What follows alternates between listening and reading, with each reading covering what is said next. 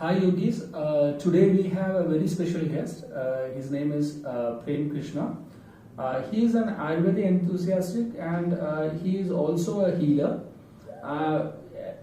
Just not just a healer, you can say. He has been experienced, or he has, have a very profound knowledge about different modalities of healing practices. What is Marma? Premji, can you just please explain?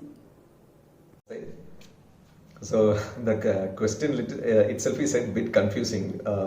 I just want to know whether the question is about what is marma or what is marma therapy or a marma chikitsa. So if you are asking what is marma, see, we all knows, or at least a lot of people knows that inside our body there are a lot of energy movements are happening. So how this energy movement happens, like we call it prana, the movement of prana in the Indian system. No?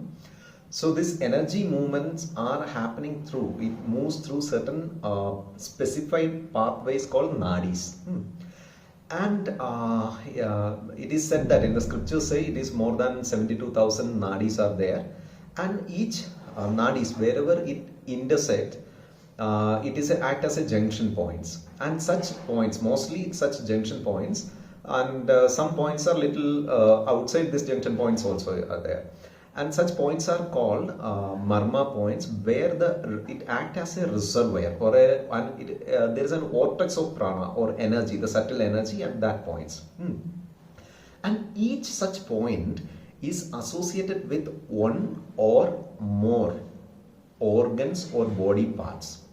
The purpose of these points are to nourish, heal such parts. Okay.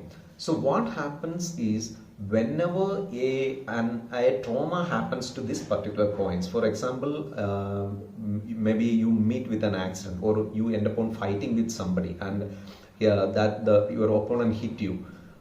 So if it impact it, you get a hit on such part, specific part, what happens? It get a trauma which may lead to the disruption of the flow of prana towards the organs or the body parts associated with that particular point. So what happens? The chances of getting a disease or disorder to that organ is higher. Sometimes it can even cause death. Okay, such points are called marma. Now coming back to what is marma therapy. So whenever such trauma happens, okay, how to revive that person, that particular point, how to revive. There are certain techniques. So such points, that is called marma therapy or marma chikitsa. And trauma is not only due to a head, it can be contaminated, or it can be impacted with your emotional imbalance also. For example, excess of any of your emotion can also affect certain marma points. For example, let it be anger, let it be lust, let it be